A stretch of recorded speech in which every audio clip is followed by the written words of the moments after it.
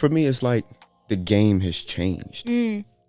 Like, what strategy worked for our parents and grandparents is not working for us no more. Yeah. Lock them doors, and I'm talking to you, Usher. I was just like, oh, wow, okay. I was just like, that's different. Yeah. And I seen the look on his face. I was like, oh, he's serious. Yeah, nah. And it's a lot of y'all out there with the entrepreneurship tag in your bio, and you ain't getting no money or you ain't working hard enough. Let's talk about that right there. I'm tired of seeing it. Here we go. What's up, guys? This is Brianna Moore, your host of the Conversations Unearthed podcast, where y'all come for me, but you stay for the guests. Today, we have no other than Mr. Michael Avent. Yes, sir. Had to clap, you know. Yeah, gotta, you know. I'm just thankful to be here at this point, you know. Yeah, I appreciate you for coming on. Absolutely. I think that, like, at this point in my life right now, I'm just letting God guide me. So if I'm finding somebody in my line of work or in crossing paths in my life, absolutely, I'll be like, yo, come on the show. Let's talk. Absolutely. You seem cool. Yeah, and I'm just You seem cool. Stranger. I just really love connecting with just black entrepreneurs or just entrepreneurs in general, like just really getting out there and finding their way. And when you told me your background when we met, I was like, oh, this is somebody I can actually like learn from.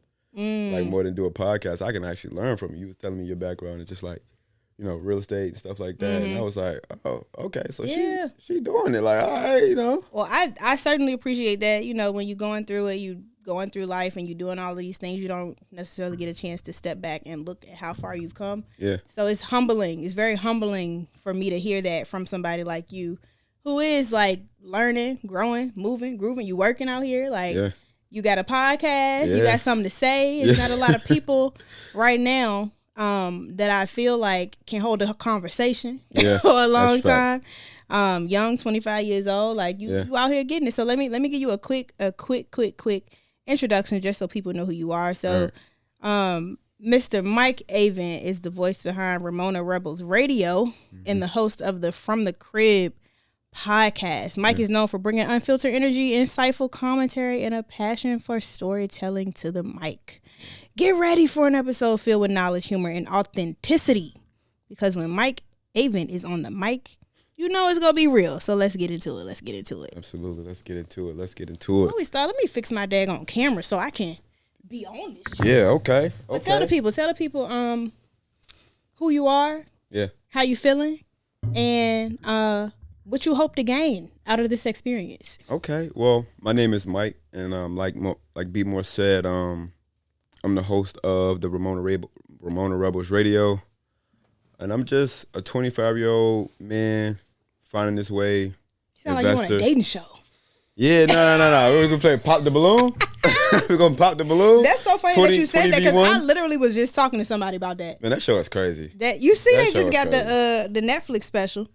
Did you see that? Yeah. No, absolutely not. It's a black woman that created that show, and it went viral. Obviously, it went viral on YouTube, and Netflix reached out to her, so she about to get a bag. Oh, so she didn't level it up like that? Yeah. Oh, that's kind of crazy. That's what I'm saying. The content. That's why me and you here is so important, because the content like this, man. I'm sorry to interrupt you. Keep on going with who you are. Nah, you good. You good. I'm an entrepreneur, investor, finding this way out here, man. It's been nothing but a blessing, full of ups and downs. Actually, I mean, kind of just wanted to getting right into it. It's just like, it's been a journey of seeing like other people's journeys, and I just love capturing other people's stories. Just being able to be a part of this whole podcast, your story in general, it's kind of, you know, it means something to me too as well, because you want to bring me in a part of it. And if I got something to say, I got something to say. Yeah. But you know, I'm just loving every moment, every minute of it right now. I think things are just starting to ramp up for me too as well. Just being a part of like different organizations and being a part of like other people's businesses. People asking me for my intake and stuff like that. I've just been like, oh, you know, wow, okay. People asking you for your advice on their business, though, you said? Yeah, and it's kind of cool. It's like, you know, it's kind of interesting to see like people value my opinion sometimes. Yeah. It's like, oh, like, yeah, I am creative. Like, yeah, let's do that and that. So it's like, it's so just what's been a something real journey. Like? Give me an example of what, like, a time that happened. Wow, the first time it actually happened, it probably happened like 2 years ago, actually. Okay. Like one of my homeboys that owned a store by the name of Stomping Grounds down in like 757 New Yorktown area. He was doing a like a 3-day learning event where it's like having kids and other people come in and just kind of like understand business and stuff like that. And he was asking me in my opinion about how should he like run it for like 3 days to a week. And I was just giving my opinion about it. And he was like, oh, man, I really did appreciate that. Like, because I was kind of stuck right here and I didn't know what to do. And I was like, yeah, man, this is kind of what I do. I just love helping people make their idea come to life. You know, I just think how I describe my position in my business is like a key visionary. Like, I can see the vision.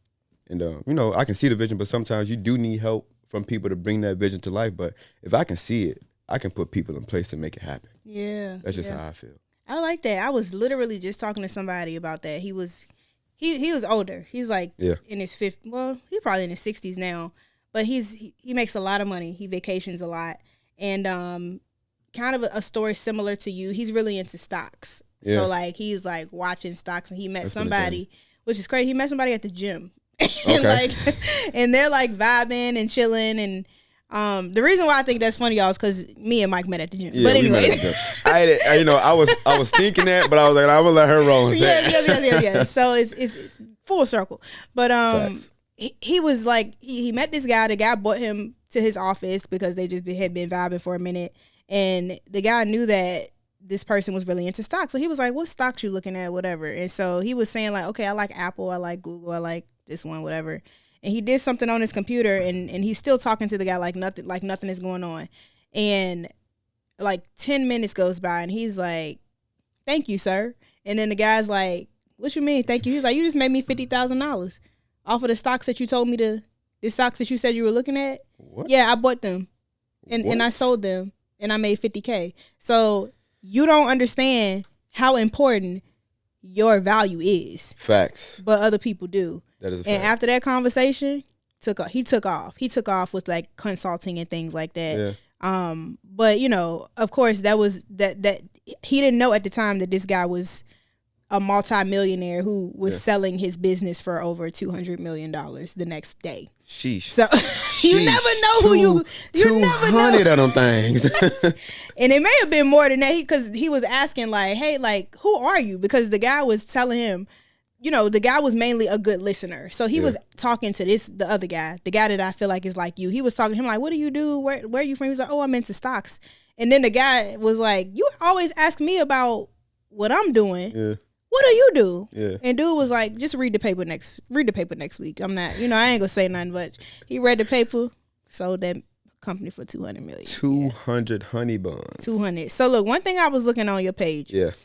I saw that you had a rap song or something. Oh, Lord. I didn't think nobody was going to take me up on that offer. What? But, what happened? I mean. What a song? You know, you go on SoundCloud. You can find me. What's the song? So you're a rapper, too? Absolutely not. Oh, okay. But okay.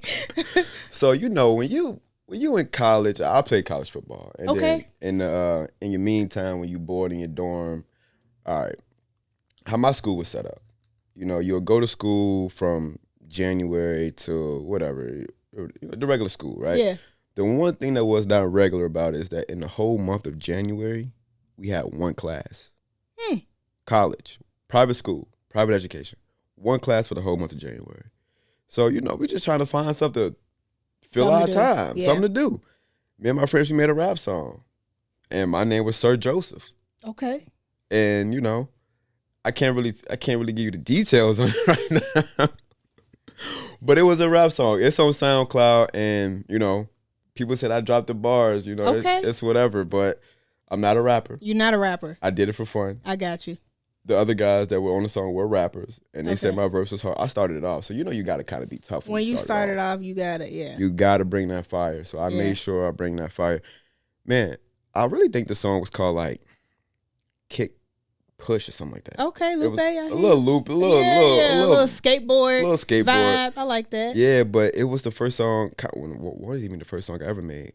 I started rapping in high school with my friend Tyler. He's an actual artist. Okay. His name is Tygo.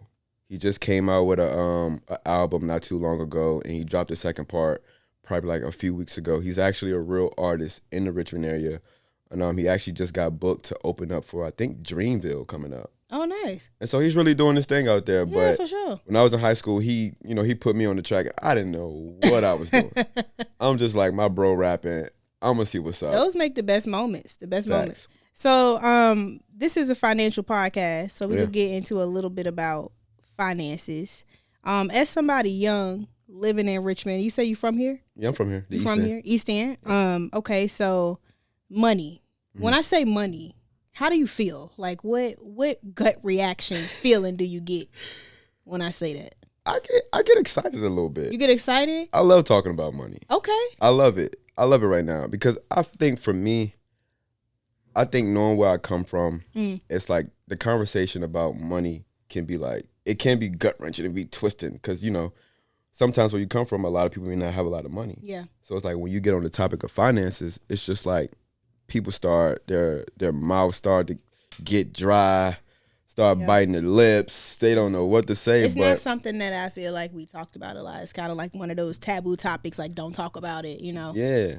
Especially with parents and things like they don't really talk about the bills and you don't really know how much things cost. Or they say you go to college, but don't tell you how to pay for it. Exactly, right? Exactly. And I think a few years ago, what actually opened my eyes up a little bit more to money in general was the book called Rich Dad Poor Dad. Oh, okay. By Robert Kiyosaki. That's my favorite book. Really? Yes. Man. That's what gave me the entrepreneur bug as well. Really? Yeah. Okay. That's what's up because I actually read that book for the first time. I want to say it was probably before COVID happened. Okay. So probably maybe like 2018, 2019. Yeah. I actually read the book and I just immediately started thinking differently.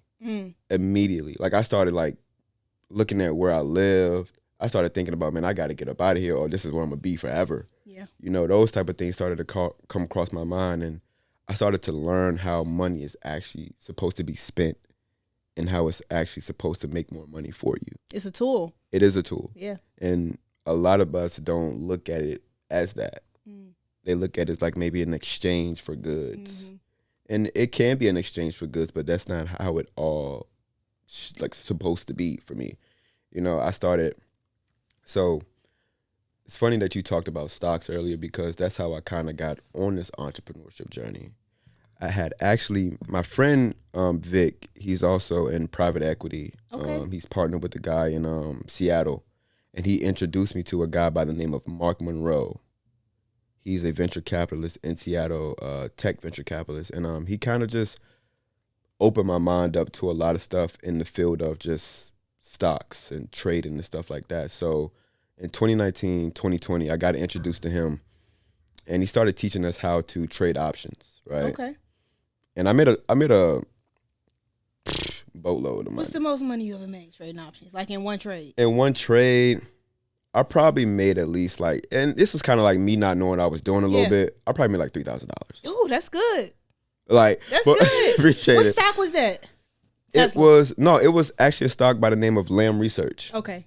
It was a technology stock. I want to say they do a lot with like semiconductors. Gotcha. Ooh, okay. Yeah. And disclaimer, we are not financial advisors, so please consult a financial professional before you make any investment decisions. Absolutely. Don't. Yeah, no. Don't come to me, ask me what to invest in and what to do, because like I said, I'm basically a serial entrepreneur, so I have a knack for making money. Mm-hmm. I don't want to sound too cocky or too confident about that, but my dad told me a couple years ago that you have favor. I had favor on my life, so I was able to learn how to ride a bike at like 2 to 3 years old. Wow. Yeah, and once it's like sometimes you get reassurance about things, and it makes you step into that coat a little bit stronger, a little bit more confidence too as well. But long story short, I got introduced to entrepreneurship in 2019 by a venture capitalist by the name of Mark Monroe, and I think from that point on, it's been like I just been on fire for knowledge. I've been on fire for knowledge and just like learning ways to make more money and learning ways how to make my money to make money for me. Okay. Right. Okay. And I've just been taking advantage of it, and it ain't been all pretty. It's been trial and error. It's been failures. successes. And the one thing I would say to the people is actually like, don't downplay the small wins. Yeah. That's good. That's really one thing I had a lot of trouble with. I would downplay the small wins. Like I'll be like, oh, like for college for instance, you know, your family say, you know, go to school, get a good job, graduate college, whatever the case may be. When I graduated, I was like, oh, okay. Like, what's the next thing? And people were like, bro, you just did what a lot of people can't do or wouldn't do or haven't had the chance to do. Like, pat yourself on the back a little bit. And I was just thinking of it like, all right, what's the next thing? Yeah, you just following. You just going through life. Just going through it. Like, you just like, yeah, this is what y'all told me to do. I did it. But not realizing that other people really struggle with those things. Yeah. It's crazy because you sound just like me. Like, when I'm talking about my life and entrepreneurship and things that changed me, because like you, Rich Dad, Poor Dad, that book by Robert Kiyosaki, another book called The Automatic Millionaire, which basically it teaches you how to invest in your 401k and then you can retire a millionaire. Those two books right there really got me thinking about, like you said, how I bought into a dream that the world sold me. Go to school, get good grades, go to college, get a good job. And I'm like, all right, cool. I did that, but now I don't like my job. Like, you know, like, so what I'm supposed to do, start over? Like, what? And then, of course, like you said, like in the Rich Dad, Poor Dad book, it teaches you that money is a tool, right? It's not a voucher. Like, a lot of people use it as a voucher to, like, buy something to look good or to look fly, but not necessarily using it to expand, like to expand your portfolio. Because at the end of the day, look, I like my money barefoot and pregnant. You know what I'm saying? Does that mean? I like my money barefoot and pregnant. I want my money to have little money babies. Okay. You know what I'm saying? Like, pregnant. Barefoot and pregnant. I like my money. Money loves me. Money come to me because it's comfortable around me. Money is it feels fertile around me. I'm very maternal towards money. I don't have kids. So, like, you know, those are my babies. Yeah. So, you know, like, when I say I want to be barefoot and pregnant, I don't want to just spend it on something and it not give me a return. I hate spending money on stuff that I'm not going to make money on. Yeah. You know what I mean? So, like, if I'm spending a lot of money, and when I think about a lot of money for me is over $20,000. That's a lot of money. So if I'm putting $20,000 into something, it's not going to be a Louis bag. It's not going to be an outfit. It's going to be a piece of real estate. Yeah. Because you get money on the buy. And as I've told you, like, I don't even think I've even told a lot of people this. I'm selling the house today. The house is sold.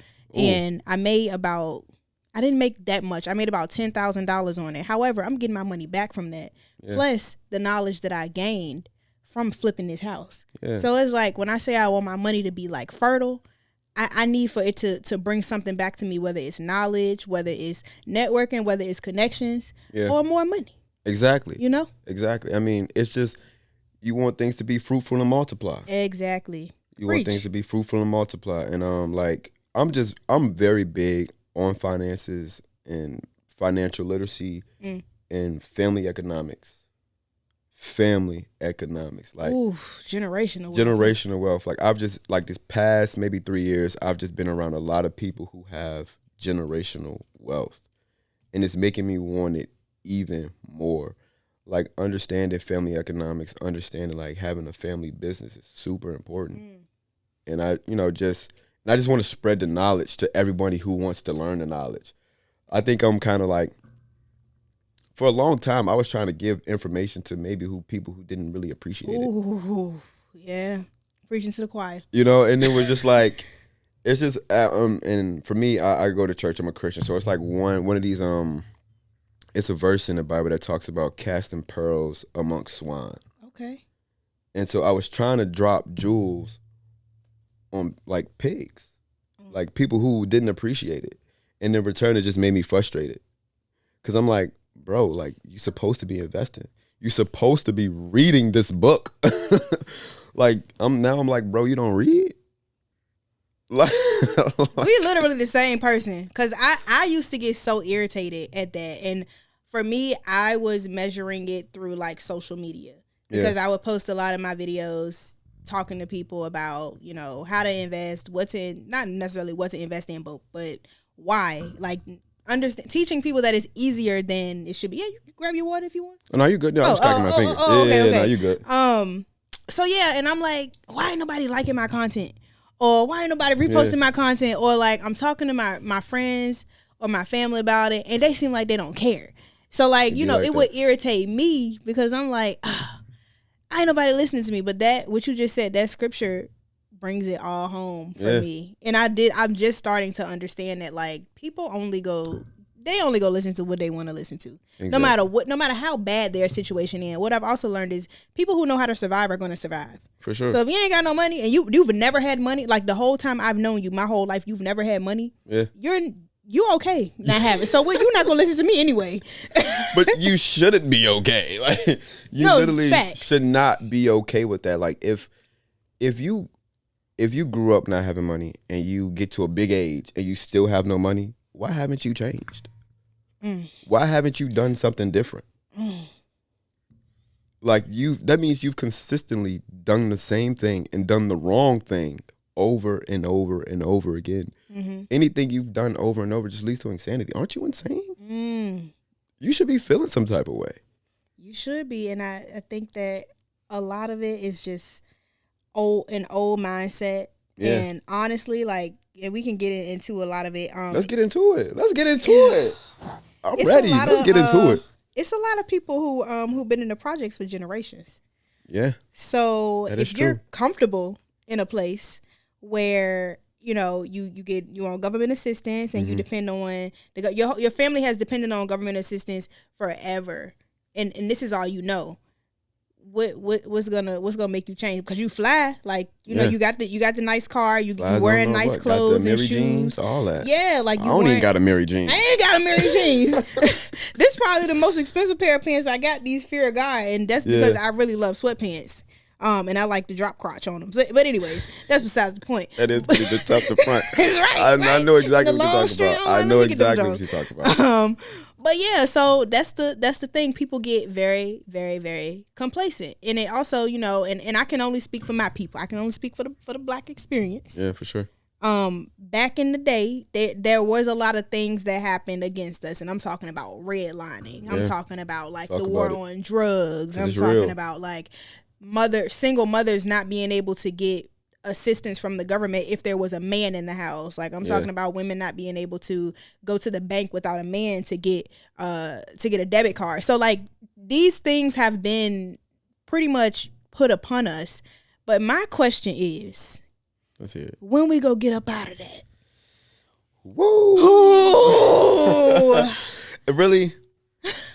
Really, all right, and I got another biblical principle, actually, honestly. It's like, there's a scripture in the Bible that always talks about there's always going to be poor and there's always going to be rich.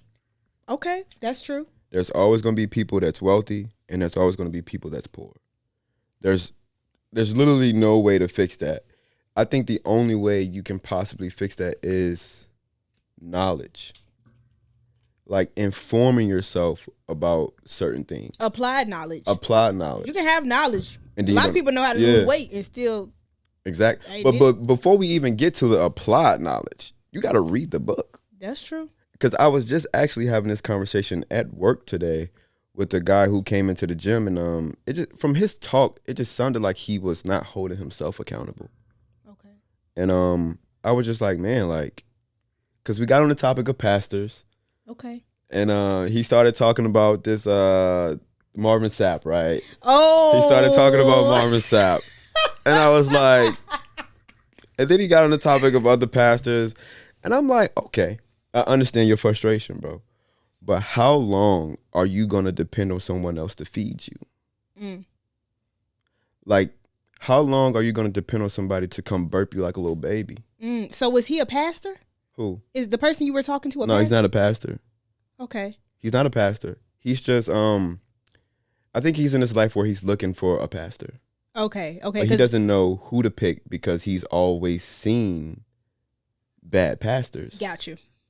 You know, his image of pastors has been corrupted through his childhood.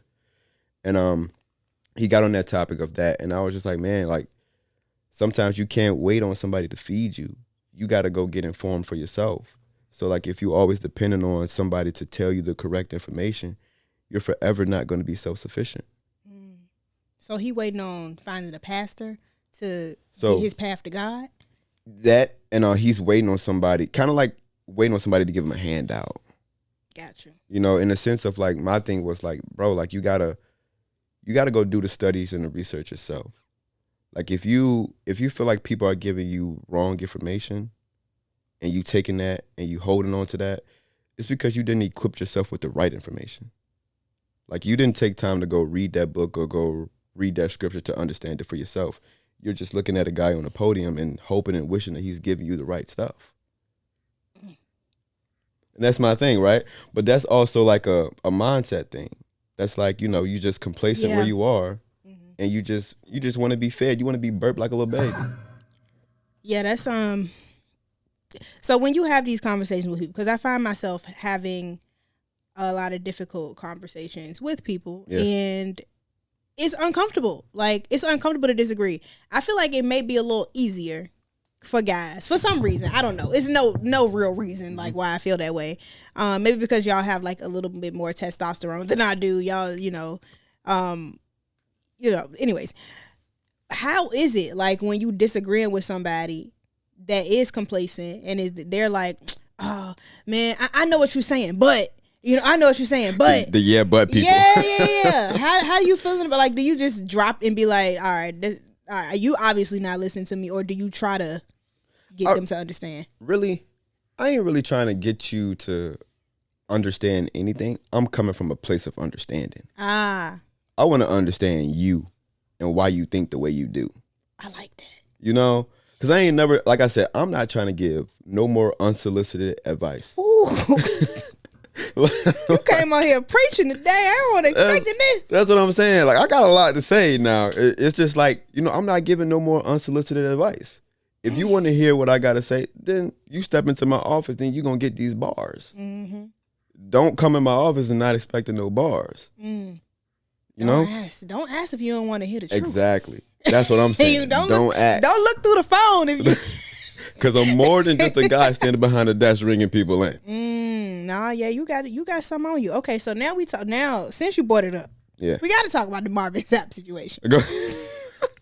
Okay, because from what I saw, I didn't really dig too much into the situation, but from what I saw on the Shade Room, he not locked the doors, or he closed the doors, pretty much making people feel like they had to stay in the congregation. Yeah. And he asked for a certain amount of money. I don't know how much it was. I don't know if it was like $100 a pop or however much money he was asking for. I think it was about $20 a person. He was asking for everybody to give $20. At least $20. And some people felt like, from the outside looking in, they say that it looked like a hostage situation. Not a hostage. That's what they said, because it's like, okay, you a pastor, and he's been recorded doing this before. Yeah. So this is not the first time that he has had people in the congregation. And I think the first time he'd asked for like $100 a pop. Like, he said verbatim, allegedly, he said, if you don't have $100, don't even come up here. Now that's what I heard he said the first time. I gotta do some more research on that one. But okay, so you haven't researched it yet, but let's just say with the information that you have, how you feeling about that? All right. So for me, it is biblical to tithe. Okay. Yeah. Now, it doesn't say how much you suppose, like, if he's standing at the top and saying give me $20. I don't know. But I mean, if you got the $20 to give, go ahead and do that. Sow that seed. Okay. Because it's like, and it also goes back to, the God loves a cheerful giver. So if you got 40 in your pocket, but you like, I don't know if I want to get Marvin Sapp 20, you better off just not even giving it, dog. You better off not even giving it. But this is actually like, this goes like, this whole topic of like giving and money is deep. Yeah. With like pastors? With pastors and just in general. Because I think he was speaking to a black congregation. Yeah, yeah. And that's how deep it gets. Yeah, but and I guess my thing is like, where's the line between tithing and being taken advantage of? True. It feels like a thin line. And I had somebody up here yesterday, shout out to B Styling, stylist in the Richmond, Virginia area. But we were talking about this exact same topic, not the Marvin Sapp, but we were talking about the difference between tithes and offerings, because I was telling her, like, yo, if I'm out in the community, or most recently, I've given away a lot of money, not because I, felt like I needed recognition or anything. Mm-hmm. I feel like God literally came down and was like, yo, get this person $100. Yo, get this person this money. And I did it. And I'm like, isn't that the same as tithing? And she was like, no, it's a difference between tithing and offering. Mm-hmm. Like, offering is something that you give, I guess, above what you tithe. Tithe is 10% or something like that. And it's a difference, not to cut you off, there's a difference between tithe and offering and actually giving to people out in the street as well. It's a difference. All of those are different? It's absolutely different. Because I can't, like, remember the scripture for, like, verbatim, but it actually talks about, when you do give out to people who are less fortunate, it shouldn't be like televised or anything like that. It should be done in secret. Like, you don't need to be out, recording people, giving them money and stuff like that. Do what you do. Like I said, I ain't giving nobody no unsolicited advice. But there is a scripture that talks about tithe and offering and giving money to people who are less fortunate. And when you do give money to people that are less fortunate, doing it in, like, secrecy or privately. Privacy, yeah. Privately. Yeah. That makes sense. Mm-hmm. But yes, I just want to know your thoughts on that, like the difference between being taken advantage of and actually tithing. Do you feel like, with the information that you have, that it was genuinely tithing? I think he had maybe an aggressive approach. Okay. An aggressive approach for sure. But I think how my pastor goes about it, right? Okay. He's like, if you got it and it ain't gonna hurt you, give it. Now, don't come up here giving me your rent money. Like, if you need that $20 for rent, be smart. Hold that. Hold that. Don't be up there giving your rent money. And yeah, he said $20, but I don't think he turning down anybody that gave 10. Mm-hmm. Yeah.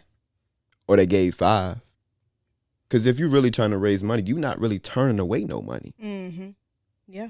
I just think he had an aggressive approach, and he went on to apologize for it too as well. And he gave scripture to back up what he was doing, but I just think it was an aggressive approach. Yeah.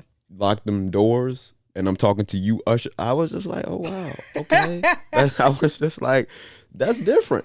Yeah. And I seen the look on his face. I was like, oh, he's serious. Yeah, no. He had it. Somebody said he had a bill to pay. Oh Lord. I didn't say that. Somebody was like, all right. Look. Okay, Lord. So since obviously this is a financial podcast, but we gonna talk about a little bit of the hot topics. You do cover a bit of sports. Yeah. You know what's going on with Juju right now? Shout out to the Black Queen who tore her ACL. Yeah. Shout out to the Madness. Black Queen, man. And she can't play now. She can't play no more. It's crazy though, because, like, I was counting on them. I'm not even a betting man, but I was like, come on, Juju. Come on, Juju. Miss Watkins, come on now. Yeah. And she tore her ACL, and I was like, they done. So you think that's it? Like, they can't yeah, win because when her. you got teams like UConn and South Carolina, and it's rough. It's rough without Juju. Like, I think Juju put up at least, I think she put up 40 one game. You know what I'm saying? Like, Juju kind of crazy, but the reason I do cover sports is because, like, a lot of people that I grew up with are actually, like, playing sports professionally. Okay. Yeah, so they play sports professionally, so I just was like, and we still close. So it's like, you play, one of my homeboys, he played for Tampa Bay. Okay. And he had a chance to play with Tom Brady for 1 year. Oh, nice. And so I just wanted to chop it up with him because we've been boys for a long minute. He played football professionally. Like, how was that? Because he went undrafted. He didn't go drafted. And he just had a chance to talk about that. And he had a lot to say, even off camera too as well. So I think that's why I cover a lot of sports. And I do love sports myself too as well. I'm actually I do want to get into the space of, like, kind of just like being a Rich Paul. Like, helping young athletes, helping them guide their career to be more professional, to be more just have a footprint in their space, helping them close certain deals, helping them to know when it's a good deal or when it's a bad deal, letting them know when to step away or when it's not worth your time. What'd you go to school for? I went to school for sociology. Oh, okay. Yeah, so it's like, sociology is like the dealing with people. So you have a degree. Yeah, for sure. But it's okay. It sounds like you may have went for business or something. No, I just read. You just read a lot. That's I how just you know read a this. lot. Yeah. Okay. And you said you played sports? Yeah, I played football. You played football in college? What college was it? Randolph-Macon. Oh, okay. Well, so that's considered a PWI, right? Yeah. So a conversation that... Culture shock. Yeah, well, yeah. A conversation that I feel like has been brought up a few different times. I spoke at Virginia Union to the news media class, and they're doing a podcast. So that's why the teacher wanted me to come in to talk about how to start a podcast.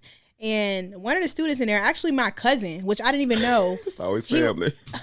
I didn't even know he was in that class. Like, it's always family. Like last time I checked, he was at Virginia Tech playing D1 football. Now you at Virginia State. I don't know what happened. But anyways, he wants to do a podcast about sports at HBCUs versus PWIs. Yeah. Because he is having a completely different experience. I would assume so. And at Virginia Union, which is a HBCU, than he did at Virginia Tech.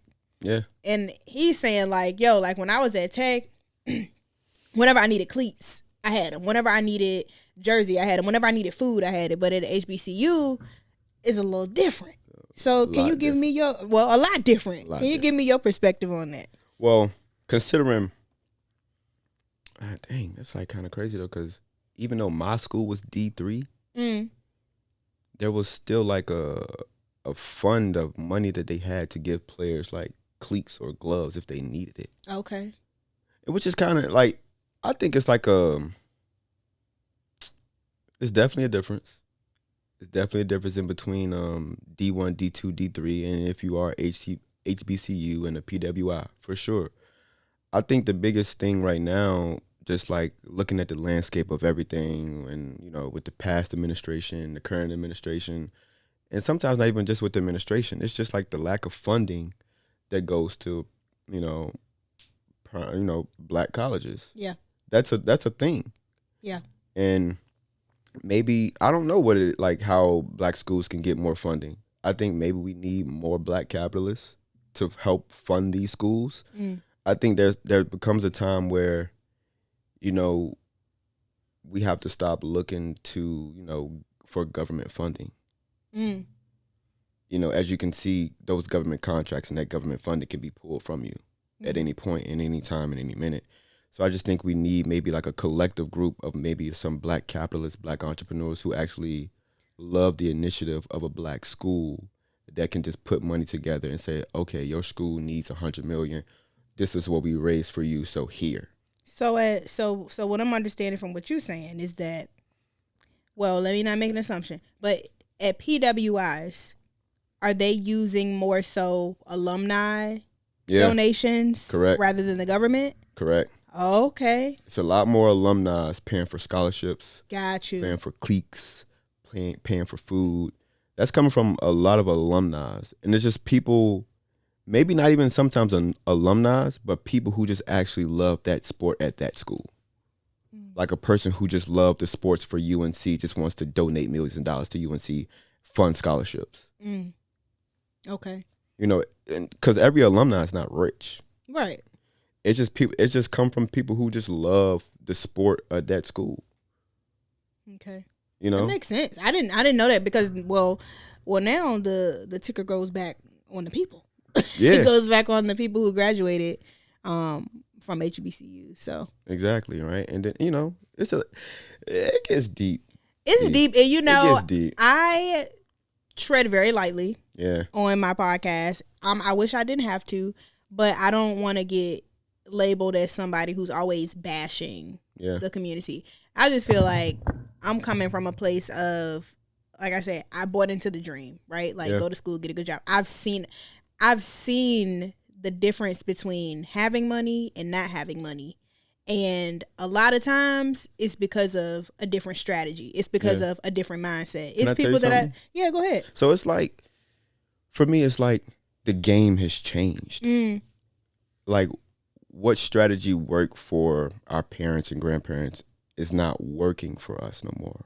like going to school That's and true. getting a good job shouldn't be the play that should be ran anymore. Well, that shouldn't be the only play. The only one, yeah. The only one.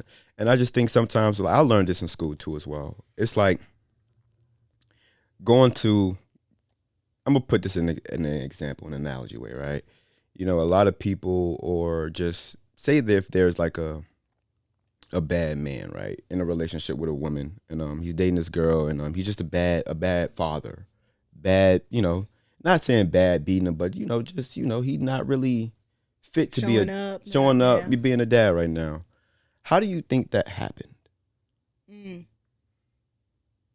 He didn't see it. He didn't see it. He didn't see it growing up, so he didn't have a proper example for it. Mm-hmm. And so sometimes I think we get caught up in blaming the people who may have the money or may be in a position to give, but they never had an example.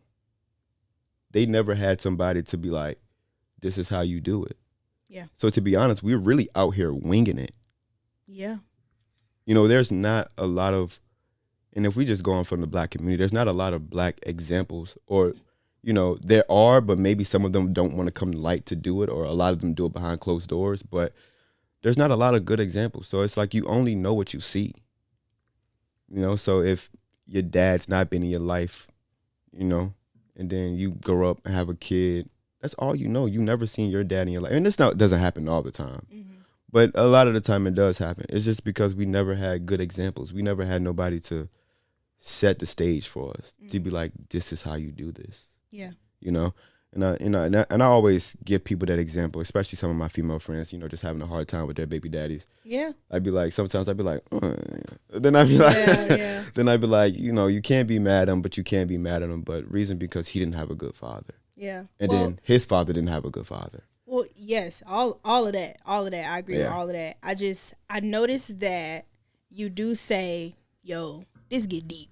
Like, in a lot of our conversations, well, this one specifically, you've said that, like, it's deep.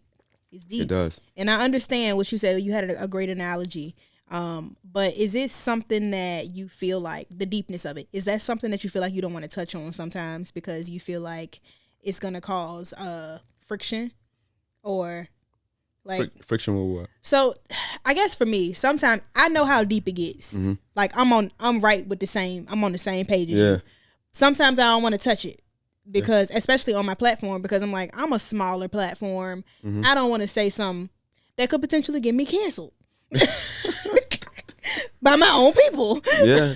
So I'm wondering, do you feel that sometimes you hold back and not say certain things because you feel like you can hurt somebody else's feelings? Not because I can hurt your feelings. It's because I am on a different somebody else's platform, right? Mm-hmm. I don't want to. Oh, you can say how you feel on my platform. All right, cool. But no, I don't really hold back. Like again, like you step in my office and you want to talk about the truth. We're gonna talk about the truth. Yeah. A lot of people hiding from the truth. What do you want me to do? Yeah. You asked for it. Mm-hmm. But sometimes it goes back to, and like I said, I'm an avid reader, and it goes back to a poem that I read in school. It's like, what good is the truth? Because people they just want to be fed lies. Yeah. They just want to feel good. Yeah. A lot of people just want to go through life feeling good. And just feeling good gonna get you hurt. Yeah. Because you out here like a ship without a rudder. And you just going in the wind. It's gonna get you hurt. And sometimes it can get you killed, not knowing what to do. Yeah. So we gotta have these it's just, you gotta have them. But I think for real, it starts with the resources. I think there is maybe a lack of resources. And then, like, I even caught myself saying this sometimes. It's 2025. You can go see it on the internet. You can see a lot of stuff on the internet. You can see a lot of stuff and it can confuse you on the internet. So it's like, it's always good to have that one person that can be like, this is kind of like a little step by step. Sometimes we do need our hand held to do something. But then there's a certain point where the mentee or the mentor has to let go the hand so he can see the mentee flourish. I think there's a saying, I know there's a saying, but I don't want to butcher it. There's like, the teacher shows up when the student is ready to learn. Yeah, I like that. And so that goes back to me giving unsolicited advice. I stopped doing that. But once you come to me, that means you are ready to learn more to go to the next step. And that's when the teacher Mike appears. And I would give you information that at least get you thinking. I like that. You know, I like being self-sufficient. So Same. I'm going to try my best and go all out to be self-sufficient. Did you grow up in a 2-parent household? Absolutely not. Okay. Yeah, I grew up with, it was kind of like, I grew up with my mother for a certain period of time, and there was like all my siblings in there, and then I moved with my dad, and that's where I stayed from maybe like middle school through high school.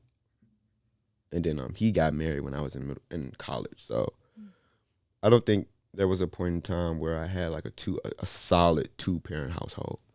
And so some things I actually had to learn alone or learn through my brothers, you know, or just learn from the guys in my neighborhood. I think that's where some of the slang talk, or like just like some of the rawness of what I do comes from. It's just like learning from the people that I grew up with in my neighborhood. And then I went to school, a PWI, and it kind of like reaffirmed or reshaped it. Yeah. You know what I'm saying? So it's like I took what I learned from the neighborhood, still that same tenacity and that still mindset, and just, you know, refined it a little bit when I got to college. Okay. Yeah. And then before we end, I want to know what you invested in right now. What we doing? You still doing the options? Looking at real estate, or what we doing? I'm looking at a lot of stuff right now, but I would definitely say I'm investing in people. Okay. I invest in people. Like, I invest in people to the point where I give them the tools and resources to build and scale their business. That's what I do, because I love people. I love helping people.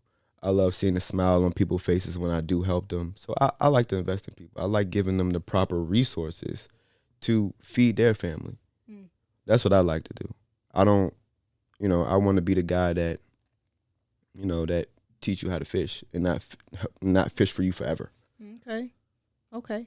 So how does that play out with finances? And I'm asking, I have all these questions because I be trying to figure it out for myself. How are you making money?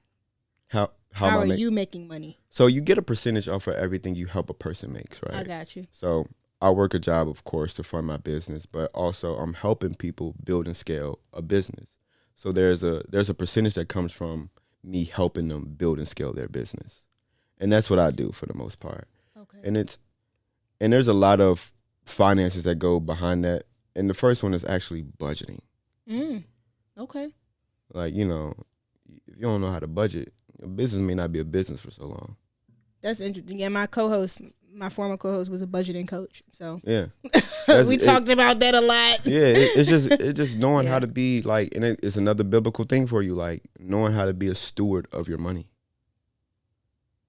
Knowing how to be a steward of it. Like if you're not a steward with little, then how he gonna trust you to be a steward of a lot? Go ahead, you preaching. I'm just saying. You talking that talk. I'm just literally saying, because I think sometimes we get caught up in wanting more, but you haven't treated the little good. That hit me. That hit me right here. All right, so the way we usually end this off is we say like a quote. I say our favorite quote, but I've been ran that through the mud. So a quote, and then if you're reading a book, let us know what book you're reading. If you don't have one or you're not reading a book, you have dropped a lot so far. So good. But I can start so you can. Or do you need time to think, or you got it? I think I got a quote in the book. Okay. Yeah. Let's hear it. Or my quote? Yeah. All right. It's funny. It's not too serious. So I think it's gonna be like, if you knew better, you do better. Okay. That, you know what? You the third person that just said that, so it must be something I need to know. I love that. Yeah. Appreciate it. And then the book I'm reading is by Frank Baguetter. It's How I Raised Myself from a Failure to Success in Selling. Okay. Yeah. And it's a book that really doesn't go along with the title. But it's like a book that helps you knowing the different parts of how to be a good businessman or a good salesman, or just be a good person in what you do. Yeah, and it's like really the book is about showing I was kind of like forget how to pronounce these words. Enthusiasm. Enthusiasm? Yeah. Yeah. Being enthused about what you do actually helps you sell more than the actual product itself. Well, you're very polished, I can say. I feel like you can sell salt to a snail if you wanted to. Water to a well? Yeah. My mom said I got the gift of gab.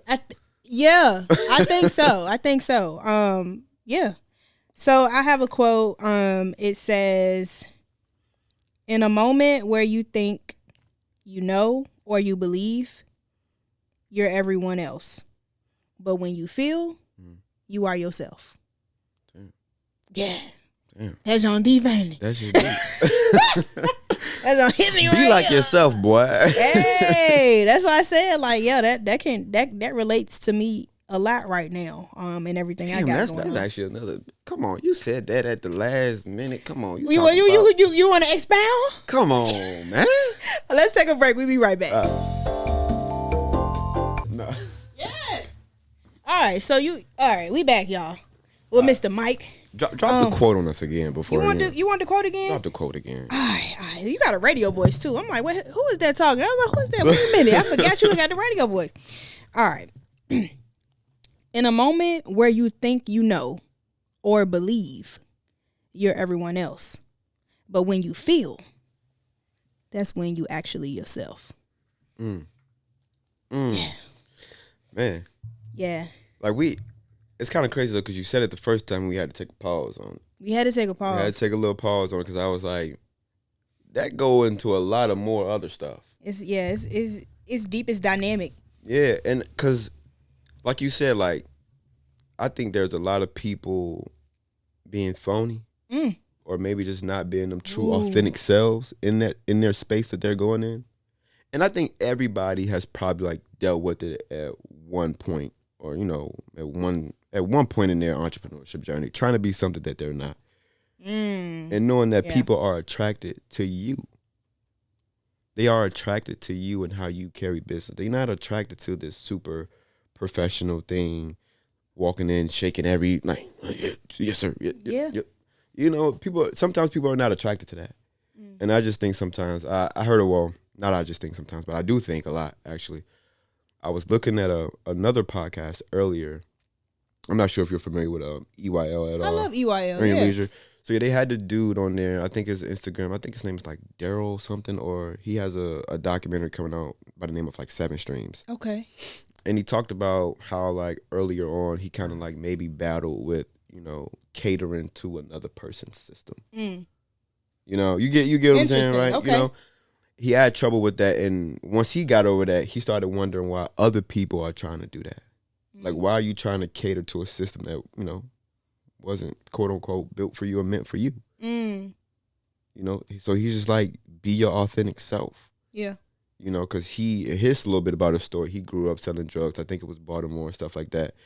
But he had a gift for God. He was good at what he do. Selling, like, at that time he was good for that. So he just took that mentality and refined it a little bit, but was still himself. So that was my thing and why I wanted to come back on here. Like, it's just, you gotta be yourself in every situation. Yeah. Never come into a room acting like another person. And I just really had this talk with my mentor yesterday and another person that we were considering bringing on as a business partner. And because the guy had brought a question up, he's kind of got a good following on TikTok, and a guy he's kind of like getting advice from the TikTok had kind of like in a way made it seem like he had to be 2 different people to be his own brand and be like a brand ambassador for TikTok. And how my mentor kind of put it, it's funny because like the entertainment space can get a little tricky sometimes. Yeah. Especially when you get into like TikTok and maybe going to Hollywood and all that type of stuff too as well. And I think the guy put it as like, you have to be 2 different people. And my coach was just like, well, what did he mean by that? Because being two different characters can get really tough. Now, since you think you're 2 different characters, you can be in one space acting completely different. And then you could be yourself and be another person. Now people don't know who you are. But a lot of people don't know who they are though. A lot of people inherently don't know who they are. And we can take this story back. Like, I feel like for me, you know, look, for me personally, I took this quote and I applied it to my life and my career, because my career, registered nurse, worked hard for my degree, I loved what I did. I got into it because I loved it. But we go back to that whole dream that I bought. Now I don't like it. I'm stressed out. I have a little bit of PTSD from it. Mm-hmm. So who am I without it? You know, especially since you get a lot of accolades and a lot of praise from family and friends about, oh, you're a nurse. Oh, you know, you're regarded as high in society, I would say, from what I feel. It is a domesticated job, but like, I mean, a lot of people work hard to get their nursing license and don't get it. It's very hard to get. So, but that's all I know. And now I'm breaking away from it. And I feel like I'm on a tightrope most of the time. I don't know where I'm going. I don't know what's under me. And so now I'm showing up into these spaces, and I feel like I am myself, but I ain't gonna lie. Sometimes when I'm talking, I don't know who I am. I'm listening back to this podcast. Like, sometimes I don't even listen back because it scares me. I'm like, wow, I was that confident saying that? Or, you know, I'll roll up to an event and everybody is suits. I'm not a suit person. Like, I'm rolling up in sweatpants and a hoodie. And I mean, I'm all right, y'all. I'm not gonna keep doing that. But when I do roll up, it's like people are still attracted to my energy. Yeah. So it's like, you know, it feels good, but also it's like, ooh, but society says I'm not. So it makes me feel bad or like I'm doing something wrong by being myself. Yeah. But like sometimes I don't know who I am. Yeah. You said something very interesting too, and I think a lot of us actually imposter syndrome. Imposter syndrome for sure. And then like tying your true self into what you do with your career. Yeah. You know, it's what you do, not who you are. Exactly. Yeah. It's what you do and not who you are. Like, you got to know that who you are is deeply rooted in something completely different. Like, who I am is rooted in spiritual. You know, that's who I am. That's who I get that's who is my source, right? I'm not looking for a job to define me, to define me and tell me who I am, because you know, people get laid off. People get laid off. I was a part of a layoff. A couple of friends were a part of a layoff, but they didn't let that define them. And we just got laid off in December and January. Dang. But change of events. Recently. Now I'm on your podcast. Yeah, that's true. We wouldn't have met. That's crazy. I just never gave up. I just really never gave up. And I love Nipsey Hussle. Oh. Like, I love Nipsey. Like, one of my favorite songs outside of Victory Lap is called Face the World. Okay. I think it's on his album Crenshaw. And he's like, for me, he's like in the epitome of a person who's been up, who's been down, but he just never gave up. He just really never gave up. Like, through all the ups, through gang violence, through getting shot, shooting people, like whatever. He just never gave up. And I think if you give up, you just never know. You just never know what will happen. And to go on that point, I'm not sure if you're familiar with The Matrix at all, if you watched the first one. Yeah. All right. So there's a scene in the movie where Neo is sitting in the car with, I forgot the girl's name. She was the first one, right? And she's like, well, you know what happens if you get out that door. And in the window, you can just see a long black road. And she's like, you know what happens. But you don't know what happened if you stay on the car and you see it through. So we all know what's going to happen if we continue to do the same thing. We all know what's going to happen if we quit. But we don't know what will happen if we see it through. But knowing is a source of comfort. It is. It is. But I didn't know that I was going to be here 3 months later interviewing with you. No, that's true. That's true. And you get into it like you really, I feel like you got a scalpel and you dissected me right now. Because like my thing is, I am on this journey of self-exploration. And one thing that I know to be true, God got me. For sure. I know God got me. He got all of us, even if you don't believe it. Absolutely. But I don't know how I'm going to keep bankrolling this. Like, I know that I'm supposed to be here and I'm working on this full time. Yeah.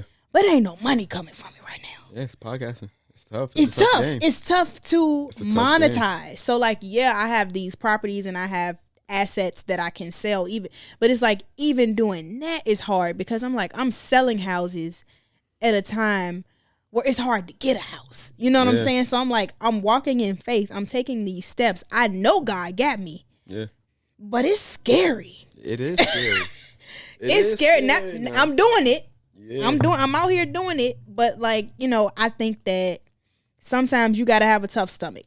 Sure. In order to go through. And I feel like they say women are a lot better investors than men. However, men make more money investing than women because men are betting it all on blue. Right? You know what I'm saying? We going blue. And if it hit, it hit. And if it don't, it don't.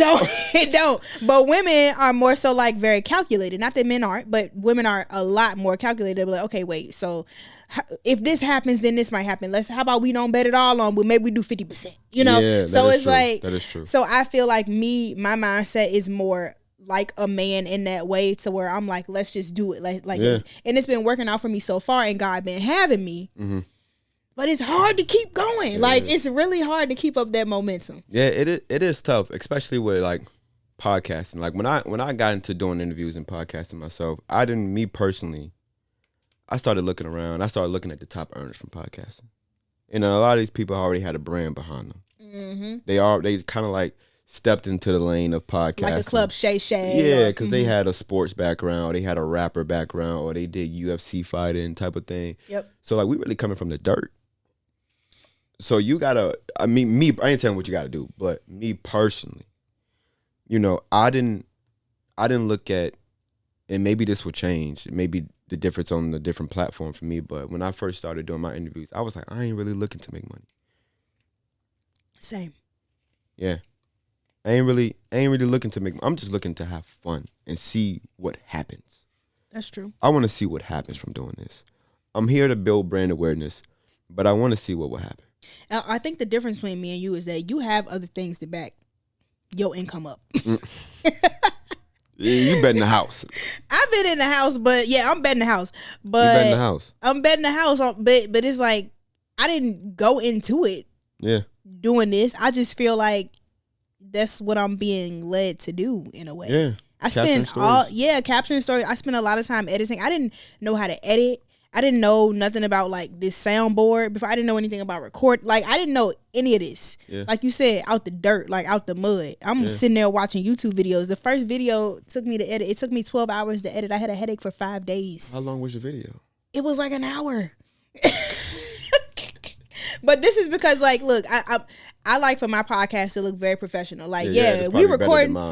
Well, we recording on TikTok, but you might think we got 3 cameramen up in here the way I be zooming in and doing different angles. And so I wanted to make it look professional, but also I'm on a budget. So I'm using the tools that have been given to me. Mm-hmm.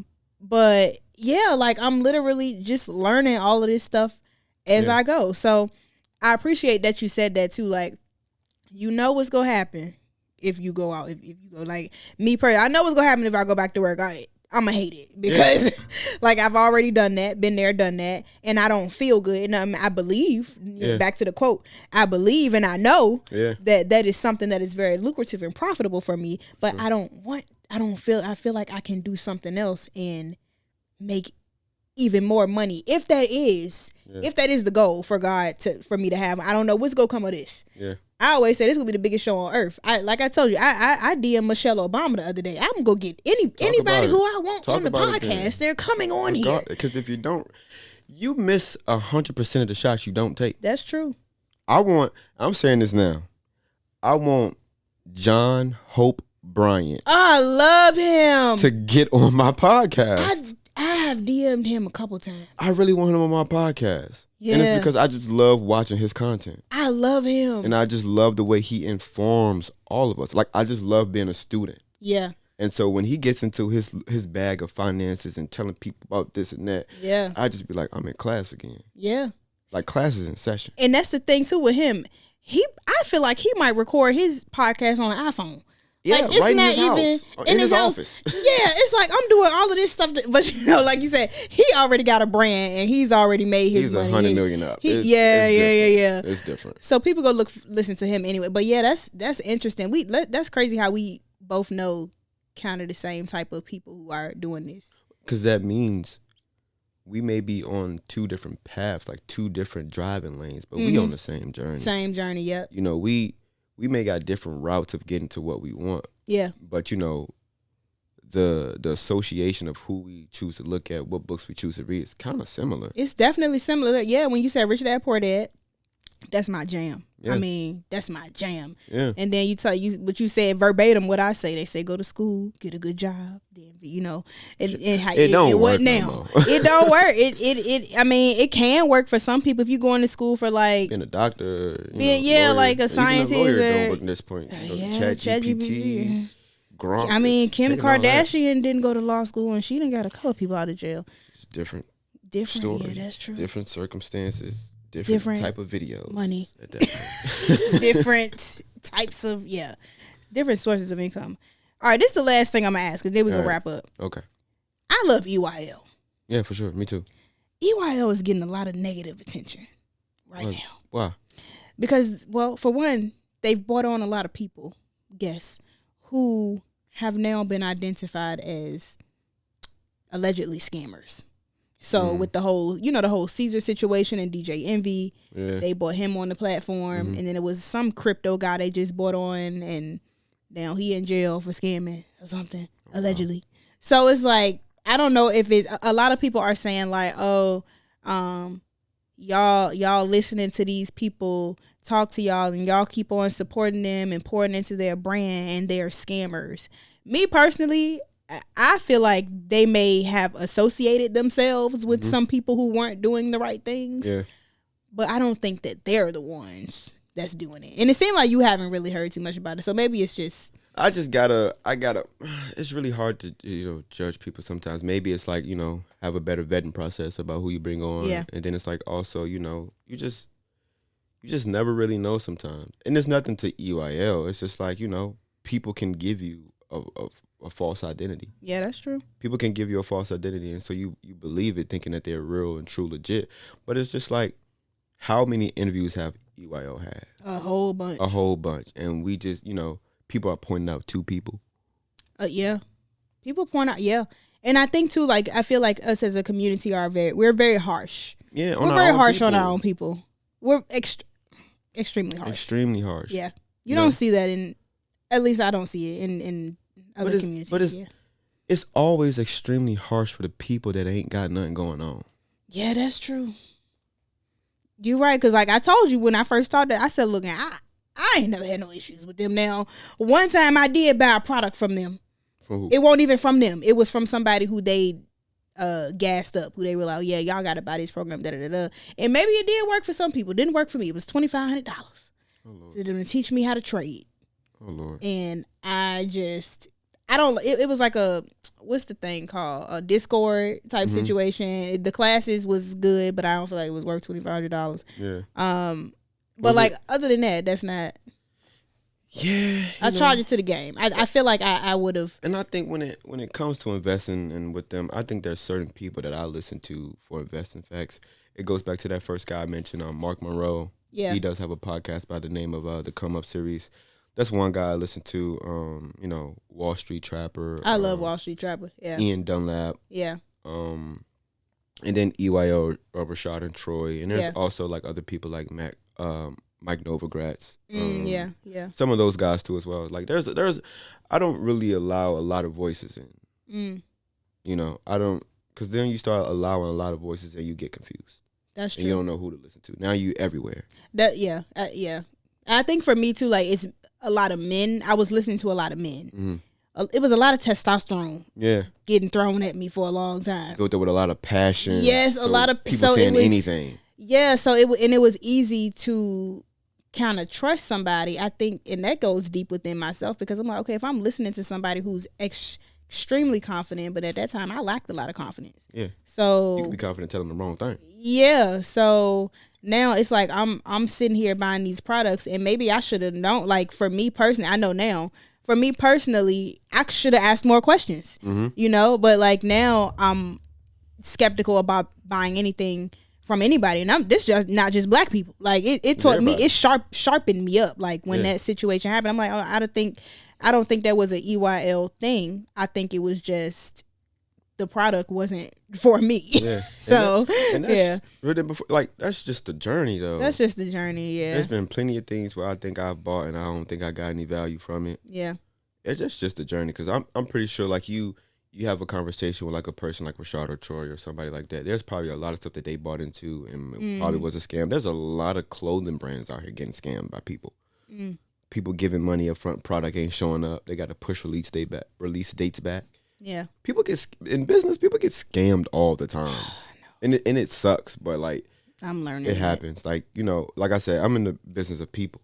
So think about getting scammed from a human being that you've seen. That you know. Yeah. You know, and it's like a thing where it's like, you know, people talk. It's your family. It's a no, because now we getting real personal, and you know who you are. Well, go ahead. But you know, it's just like, you know, people talk a good game. Yeah. Oof. And then when it's time to actually plow, yeah, you hitting it. You don't want to plow. Like, bro, move around. Like, go home, Roger. Yeah. Because you ain't trying to work out here. Like, to be an entrepreneur is to be in the field. And it's a lot of y'all out there with the entrepreneurship tag in your bio and you ain't getting no money or you ain't working hard enough. Let's talk about that right there. I'm tired of seeing it. I'm tired of going to the Instagram business page and you only got 3 posts. What you doing, dog? I'm tired of hearing about it. You is not no entrepreneur. You need to move around. You need to move around. I'm tired of seeing it.